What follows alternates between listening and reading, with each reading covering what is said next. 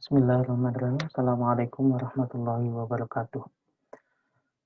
Alhamdulillah pada hari ini kita bisa berjumpa kembali secara virtual dalam mata kuliah statistik. Untuk materi pada hari ini kita akan membahas tentang probabilitas dalam statistika. Kalau pada beberapa minggu yang lalu kita sudah mempelajari terkait dengan teknik sampling, maka pada hari ini kita akan mempelajari tentang probabilitas. Untuk mudah memahami apa itu probabilitas, eh, pada slide pada slide pertama terdapat dua buah dadu, yang mana di setiap dadunya memiliki angka 1 sampai dengan angka 6. Nah, kemudian apabila dadu ini kita lempar, maka ada kemungkinan eh, angka yang muncul pada dadu bisa saja pada dadu A bisa saja muncul angka 1 dan pada dadu B bisa saja muncul angka 2 ataupun sebaliknya. Ketika dilempar lagi, maka ada kemungkinan lagi angka yang muncul pada dadu A dan dadu B adalah 5 dan 3 dan begitu seterusnya apabila terus kita lemparkan dadu tersebut. Dengan demikian, dapat kita simpulkan bahwa probabilitas merupakan kebolehjadian atau kemungkinan. Jadi probabilitas merupakan suatu kejadian atau kemungkinan yang dapat terjadi. Terdapat tiga pendekatan untuk memaknai atau mendefinisikan probabilitas. Yang pertama yaitu secara klasik, kemudian yang kedua secara empiris, dan yang ketiga secara subjektif. Probabilitas secara klasik itu diartikan sebagai peluang terjadinya suatu peristiwa di antara keseluruhan peristiwa yang terjadi. Jadi, secara klasik, probabilitas diartikan sebagai peluang atau kesempatan terjadinya suatu peristiwa dari semua kemungkinan yang terjadi. Contohnya tadi adalah dua buah dadu yang kita lemparkan. Bisa saja ketika dua buah dadu itu dilemparkan, eh, bisa saja angka yang muncul adalah angka dari 1 sampai 6 dari setiap dadunya. Nah, setiap peristiwa yang terjadi inilah, peluang-peluang inilah yang disebut sebagai probabilitas. Kemudian yang kedua secara empiris. Probabilitas secara empiris diartikan sebagai probabilitas yang ditentukan berdasarkan pengalaman atau peristiwa-peristiwa yang terjadi. Jadi probabilitas secara empiris ini juga dapat diartikan sebagai kejadian ataupun kemungkinan yang didasarkan pada pengalaman yang telah terjadi pada waktu sebelumnya atau pada waktu lampau. Kemudian yang ketiga yaitu probabilitas secara subjektif. Probabilitas secara subjektif merupakan probabilitas yang ditentukan berdasarkan perasaan atau kira-kira dari peneliti. Jadi, seorang peneliti juga bisa menggunakan probabilitas ini secara subjektif atau dikira-kira oleh berdasarkan feel atau berdasarkan perasaan dari sang peneliti. Kemudian selanjutnya, di dalam suatu probabilitas itu ada yang namanya hubungan antara peristiwa satu dengan peristiwa yang lain. Nah, di sini ada beberapa macam. Yang pertama adalah mutual eksklusif. Nah, mutual eksklusif ini adalah hubungan yang saling meniadakan atau saling asing. Jadi uh, hubungan probabilitas secara mutually eksklusif ini dia memiliki dua kejadian yang berbeda. Jadi tidak saling berhubungan kejadiannya. Kejadian A dan B itu tidak saling berkaitan dan tidak saling berhubungan. Jadi kejadian A tersendiri dan kejadian B juga tersendiri. Kemudian hubungan yang kedua, hubungan peristiwa dikatakan independen. Yang ini hubungan independen. Apabila terjadinya suatu peristiwa tidak mempengaruhi terjadinya peristiwa yang lain. Jadi bisa saja hubungan independen ini uh,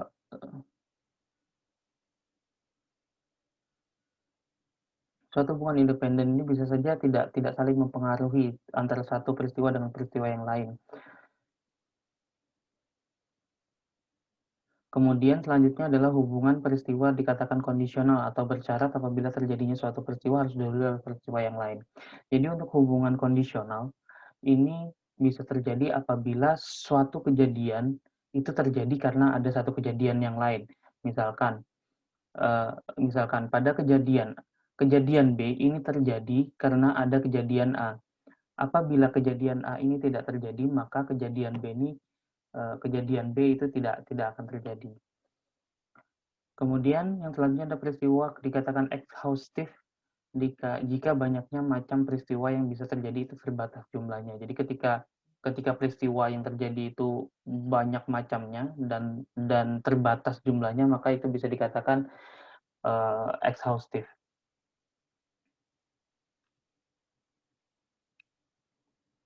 Selanjutnya yaitu terkait dengan elemen-elemen teori probabilitas. Jadi ada beberapa elemen teori probabilitas, ada 3, yaitu ruang sampel, kejadian, dan ukuran probabilitas. Ruang sampel adalah kemungkinan yang mungkin terjadi dalam suatu pengamatan atau eksperimen.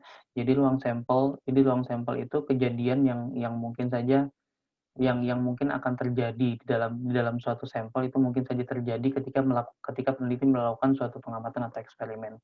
Kemudian yang kedua, ruang sampel bisa dikatakan sebagai hasil outcome dari suatu eksperimen yang diamati. Ruang sampel bisa dijelaskan dengan notasi simbol yang ada pada slide. Contoh pertama, contoh untuk ruang sampel adalah seseorang akan datang ke pasar hari apa. Orang tersebut akan datang pada ketujuh hari, yaitu Senin, Selasa, Rabu, Kamis, Jumat, Sabtu, dan Minggu. Dan bagaimana ruang sampelnya? Pada contoh yang pertama ini, orang ke pasar eh, itu bisa saja dalam waktu 7 hari, yaitu Senin, Selasa, Rabu, Kamis, Jumat, Sabtu, dan Minggu. Nah, ruang sampelnya apa? Ruang sampelnya, penyelesaiannya adalah ruang sampelnya itu adalah ya hari tersebut, Senin, Selasa, Rabu, Kamis, Jumat, Sabtu, dan Minggu. Nah, kemudian di contoh kedua, supaya lebih sedikit bisa memperjelas, dalam suatu toko hanya menjual masker dengan harga per boxnya adalah Rp40.000. Kemudian pembeli hanya dibolehkan membeli maksimal 10 box. Nah, bagaimana ruang sampelnya? Cara penyelesaiannya adalah besaran transaksi yang akan dilakukan oleh pembeli di toko tersebut. Ruang sampelnya adalah Rp0, yang berarti dia tidak membeli ketika dia datang ke toko tersebut. Kemudian Rp40.000 berarti dia membeli satu box. Rp80.000 berarti dia membeli dua box, dan Rp120.000 berarti dia membeli tiga box, dan seterusnya hingga angka Rp400.000. Nah, berarti ketika dia membeli sebesar Rp400.000, berarti dia membeli 10 box.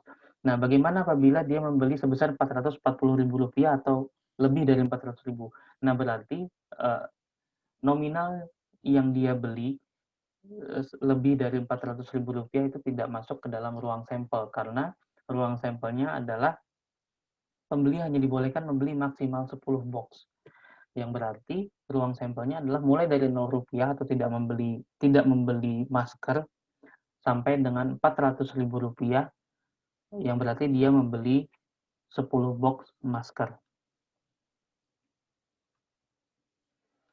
Kemudian elemen yang kedua yaitu suatu kejadian atau suatu kejadian. Suatu kejadian adalah himpunan bagian dari ruang sampel yang dibuktikan juga suatu kejadian adalah sama dengan ruang sampel tersebut. Jadi contoh kejadian sederhananya adalah Dokter X praktik di hari Senin hingga Jumat. Selama 2 minggu, jumlah pasien yang mengunjungi Dokter X di Polikandungan adalah sebagai berikut, yaitu ada 15, 9, 10, 8, 13, 12, 6, 7, 11, dan 16. A adalah kejadian di mana jumlah pasien yang mengunjungi Dokter X di Polikandungan jumlahnya di atas 10. Bagaimana dengan kejadian A? Penyelesaiannya adalah A sama dengan 15, 13, 12, 11, dan 16. Kenapa bisa dikatakan 15, 13, 12, 11, dan 16? Karena A adalah kejadian di mana jumlah pasien yang mengunjungi dokter polikandungan kandungan jumlahnya dari 10. Sehingga selama dalam waktu 2 minggu, dalam ruang sampel itu ada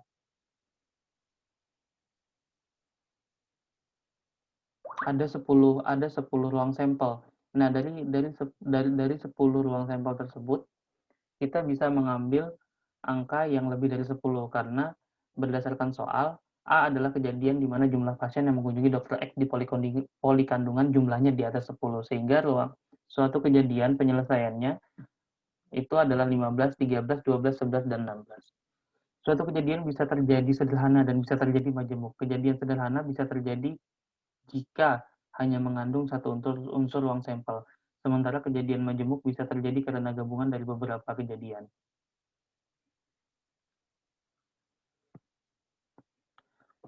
Kemudian selanjutnya kita masuk ke dalam contoh kejadian majemuk. B adalah kejadian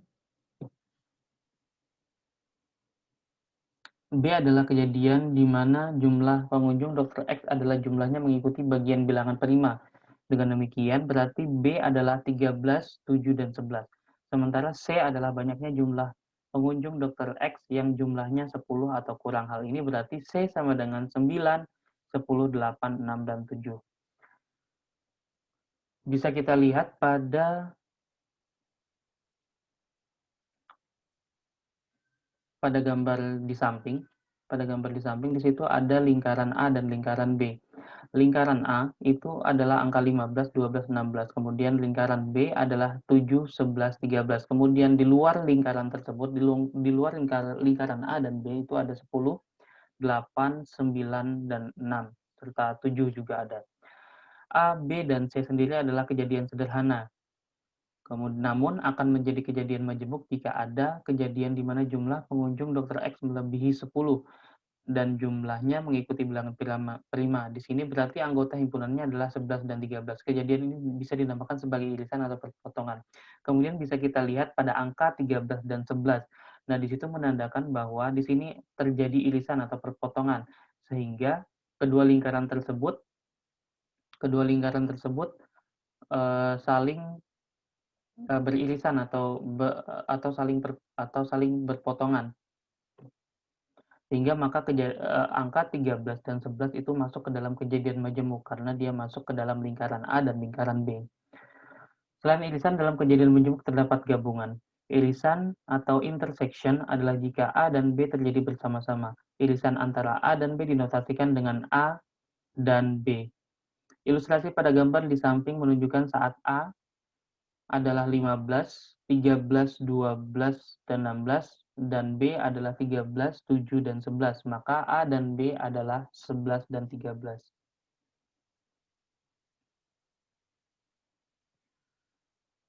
Selanjutnya contoh irisan pengusaha yang berdomisili di Soloraya yang sekaligus adalah Muslim. Kejadian pertama adalah pengusaha yang berdomisili di Soloraya. Kejadian kedua adalah Muslim yang berdomisili di Soloraya. Dua kejadian ini sangat dimungkinkan dijalankan bersama, sehingga ada di antara pengusaha tersebut yang Muslim. Karena tidak semua pengusaha adalah Muslim dan tidak semua Muslim adalah pengusaha. Jumlah anggota yang masuk dalam irisan dari pengusaha yang sekaligus Muslim bisa jadi lebih kecil dari jumlah pengusaha atau Muslim. Bisa juga semua pengusaha adalah muslim atau semua muslim adalah pengusaha. Jadi dalam contoh yang kedua ini ada dua kejadian. Kejadian yang pertama atau kejadian yang A adalah pengusaha yang berdomisili di Soloraya. Kemudian kejadian yang kedua adalah muslim yang berdomisili di Soloraya. Nah, dari kedua kejadian ini dapat dimungkinkan ada suatu kejadian yang secara bersamaan dia adalah pengusaha yang berdomisili di Soloraya dan juga seorang muslim yang berdomisili di Soloraya. Nah, kejadian kejadian yang bersamaan ini yaitu pengusaha yang berdomisili di Soloraya sekaligus juga seorang muslim yang berdomisili di Soloraya ini masuk ke dalam bagian dari gabungan A dan B atau irisan. Irisan A dan B. Seperti yang sebelum sudah dicontohkan atau tersedia dalam gambar di samping, bahwa angka 13 dan 11 itu menunjukkan bahwa ada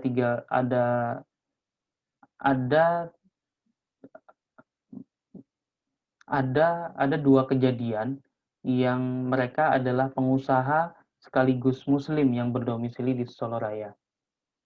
Gabungan A dan B berarti terjadi kejadian A atau B dan keduanya. Gabungan dinyatakan dengan A atau B dalam bentuk diagram Venn. Gabungan antara A dan B digambarkan dalam gambar 3.2 atau gambar yang ada pada slide. Contoh gabungan kejadian pertama adalah konsumen mesin cuci di semua toko elektronika di Kota Surakarta. Kejadian kedua adalah membeli alat-alat elektronika di toko Maju Jaya yang berada di Surakarta. Gabungan dari kejadian ini adalah orang yang membeli mesin cuci di toko elektronika di Kota Surakarta atau konsumen alat-alat elektronika di toko Maju Jaya. Jumlah total gabungan dua kejadian ini tentu lebih besar dari jumlah masing-masing kejadian. Jadi, dengan kejadian yang hampir sama, hanya perbedaannya di sini adalah kejadiannya adalah terkait dengan konsumen mesin cuci di semua toko elektronika di Kota Surakarta. Kemudian yang kedua adalah pembeli alat-alat elektronika di toko Maju Jaya yang berada di Surakarta. Jadi bisa saja ini terjadi gabungan di antara keduanya ketika si konsumen tersebut merupakan pelanggan atau pembeli di alat-alat elektronika di toko Maju Jaya yang berada di Surakarta. Kemudian selanjutnya adalah terkait dengan komplementer, elemen komplementer atau diberi simbol dengan A aksen. Komplementer adalah semua kejadian A dalam ruang sampel yang bukan termasuk A. Dalam contoh kasus di sini, kejadian komplementer atau kejadian A aksen adalah 9, 8, 6, dan 7. Sedangkan pada kejadian B, komplementernya adalah atau B aksennya adalah 15, 9, 10, 8, 12, 6, dan 16. Bisa dilihat pada gambar 3.3 pada himpunan komplementer di situ bahwa komplementer A itu adalah angka 9, 8, 6, dan 7 dan itu berada di luar dari ruang sampel A. Kemudian pada komplementer B, pada kejadian B atau komplementer B di situ angka 15, 9, 10, 8, 12, 6, dan 16 itu juga merupakan angka yang berada di luar dari lingkaran atau yang berada di luar dari ruang sampel B. Sehingga dapat disimpulkan bahwa angka komplementer kejadian komplementer A dan B itu merupakan kejadian yang berada di luar ruang sampel. Sebagai contoh, kejadian orang-orang yang terkena penyakit COVID-19 di Kota Surakarta. Komplementer dari kejadian ini adalah orang-orang yang tidak terkena penyakit COVID-19 di Surakarta. Berarti kalau kita implementasikan ke dalam kejadian A, maka angka yang berada di dalam ruang sampel A atau di dalam lingkaran A, yaitu 11, 13, 12, 15, dan 16 itu merupakan orang yang terkena penyakit COVID-19 di daerah Surakarta. Kemudian, komplementernya yaitu angka 9, 8, 7, dan 6 itu merupakan orang yang tidak terkena penyakit COVID-19 di daerah Surakarta.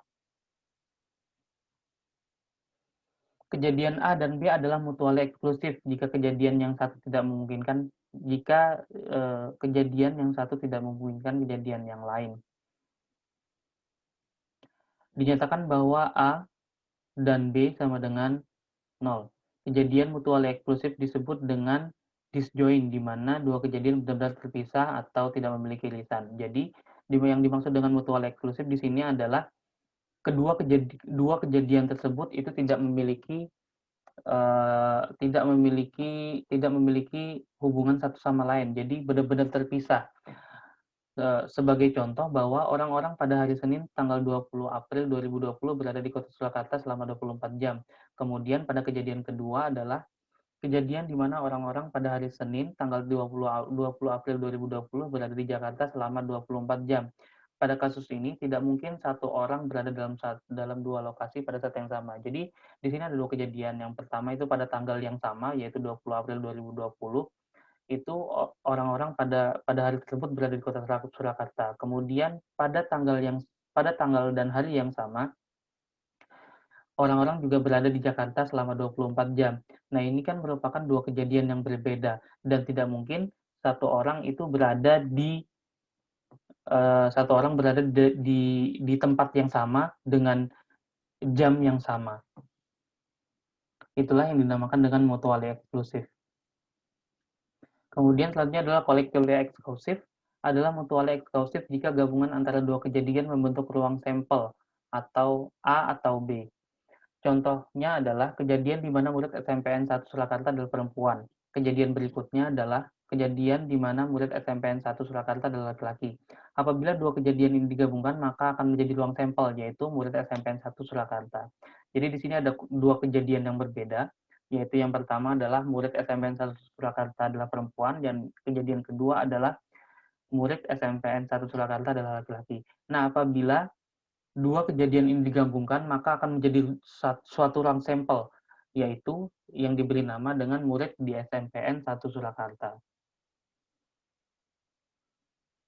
Nah, kemudian kejadian itu bisa saja terjadi secara individual ya, atau bisa bisa dikatakan pada seperti sebagaimana slide sebelumnya, yaitu adalah kejadian sederhana, dan juga bisa terjadi beberapa kejadian atau banyak kejadian yang sudah kita sampaikan sebelumnya yang dinamakan dengan kejadian majemuk.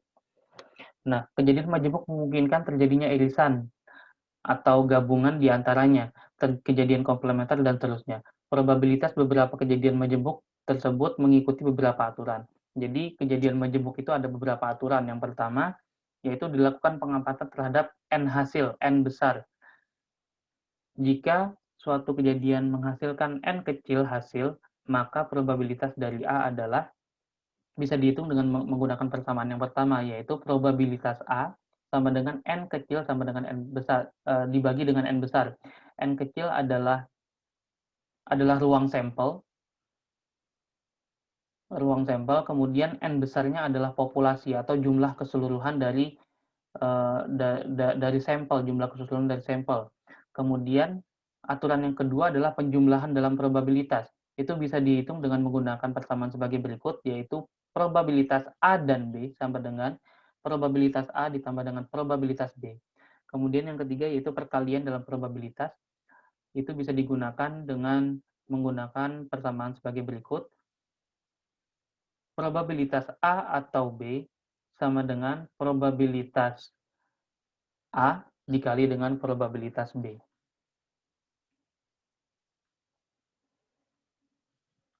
Kemudian aturan selanjutnya adalah jika A dan B adalah kejadian sembarang, peluang akan terjadi kejadian A atau B. Persamaan yang bisa digunakan adalah probabilitas A atau B sama dengan probabilitas A ditambah B dikurangi dengan probabilitas A dan B. Aturan selanjutnya adalah jika ada tiga kejadian, sebut saja kejadian A, B, dan C adalah kejadian sembarang, peluang yang akan terjadi kejadian A atau B atau C adalah dengan menggunakan rumus atau persamaan probabilitas A atau B atau C sama dengan probabilitas A ditambah dengan probabilitas B ditambah dengan probabilitas C, kemudian dikurangi dengan probabilitas A dan B, dikurangi dengan probabilitas A dan C, dikurangi dengan probabilitas B dan C, dan ditambah dengan probabilitas A dan B dan C. Aturan selanjutnya yaitu jika A dan B kejadian yang mutually eksklusif, maka probabilitas A dan probabilitas A atau B sama dengan probabilitas A ditambah dengan probabilitas B. Aturan selanjutnya, jika A1, A2, dan seterusnya adalah mutually eksklusif, maka persamaan yang digunakan adalah probabilitas A1 atau A2 atau A3 dan seterusnya sama dengan probabilitas A1 ditambah dengan probabilitas A2 ditambah dengan probabilitas A3 dan seterusnya. Kejadian A dan komplementer adalah kejadian yang komplementer. Maka probabilitas A komplementer atau A aksen sama dengan 1 dikurangi dengan probabilitas A. Kemudian, di sini terdapat contoh soal. Dari hasil studi, diketahui terdapat 124 mahasiswa di program studi X sebesar 82 mahasiswi dan 42 mahasiswa. Mahasiswa yang aktif di himpunan program studi X ada sebanyak 46 mahasiswa. Mereka terdiri dari 18 mahasiswa perempuan dan sisanya adalah mahasiswa laki-laki. Selain itu, terdapat 36 mahasiswa dari program studi X yang aktif di organisasi mahasiswa yang berhubungan dengan masalah lingkungan. Di antara mereka, terdiri dari 14 mahasiswa adalah perempuan dan 22 mahasiswa adalah laki-laki. Dari mahasiswa yang aktif di organisasi mahasiswa yang berhubungan dengan lingkungan, 16 diantaranya adalah juga anggota himpunan program studi X. Di sini ada kurang lebih ada 8 pertanyaan yang bisa teman-teman coba jawab pada pertemuan hari ini. Selanjutnya kita akan melanjutkan sesi diskusi soal ini melalui WhatsApp group. Terima kasih. Wassalamualaikum warahmatullahi wabarakatuh.